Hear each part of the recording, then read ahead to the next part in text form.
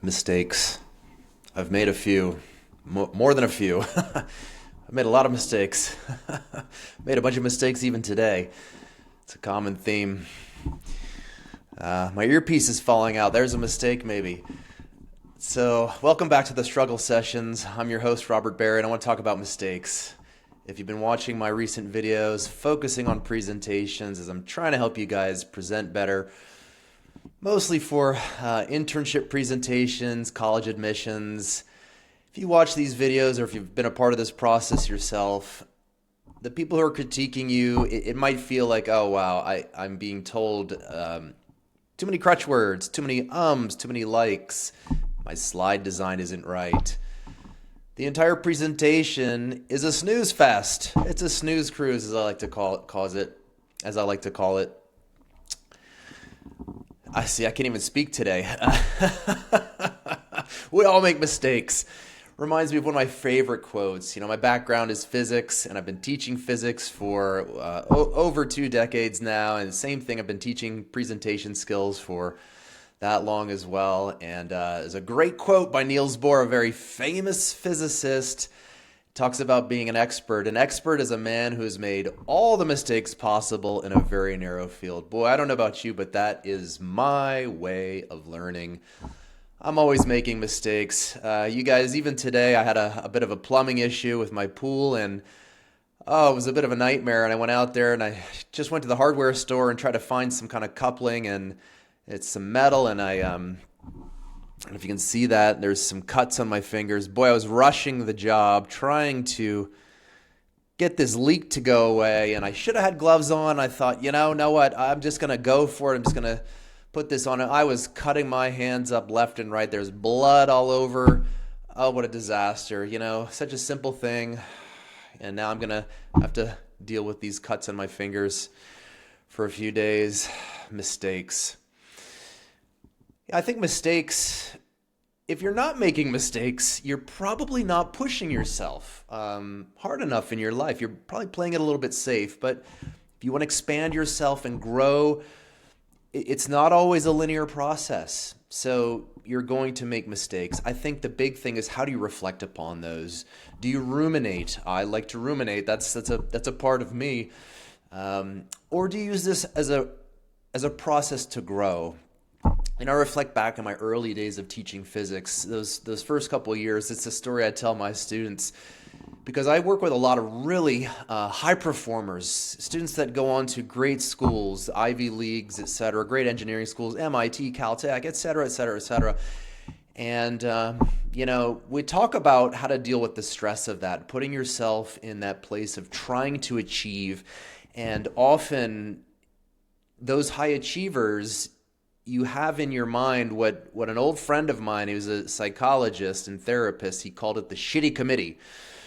Constantly judging when you do something wrong. And boy, I remember in my early days of teaching physics, and there's a lot of math that happens in physics, if you've taken a physics class or two.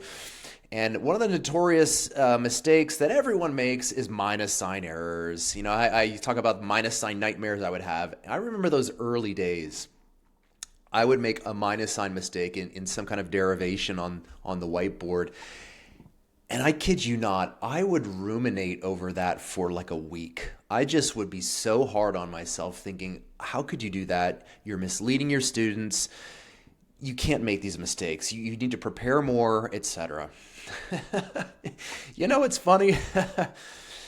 Some 20 odd years later, I actually have completely the opposite view. And I realized that teaching physics, you're modeling solving problems. And in solving problems, you're going to make mistakes. So I actually feel like the minus sign errors, now when they come up, it's actually a good thing. The students see that I'm not some prepackaged robot and everything goes right, because they're going to make mistakes. And so maybe you're making mistakes. When you make those mistakes, you're just like everybody else that's going through that learning process. It's a part and parcel of it.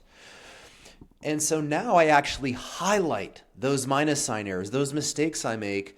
Sometimes I'll stop the class, and when I recognize the minus sign mistake, it's not so obvious all the time. I'll ask the students, I'll say, okay, everything looks great on the board, but there is a mistake. Can you find it? And they're critiquing me as if, I'm basically presenting in the lecture. And I ask them, okay, go ahead and look through there. And it really helps them develop a bit of focusing on details. In physics, presenting, a lot of analytics, analytic areas are really about details. Another professor of mine used to always say, the physics is in the details, those little bits and pieces. So if you're working on presentations with me and sharpening those up, or you're just working through university or even through your job and you're making those mistakes, it's great to have that reframe. How can you look at these mistakes as really a learning opportunity? Now, I don't know about today when I was fixing my pool plumbing. I think maybe the notion there is to slow down for me and just take your time, get the gloves. Don't cut yourself, because now I think I was rushing. I guess that's maybe it today. As I was rushing, I wanted to kind of get to this recording and another recording later. And I thought I just need to save. And what was I saving? 30 seconds to run and go get some gloves. And now I'm going to live with these cuts on my fingers, which of course I'm doing computer work using the mouse. That's not going to be fun. And it's going to cost me a few days until these heal, So there it is. Another day in the life of Robert Barry here. Another mistake made. So hopefully next time I'll think a little more clearly about that.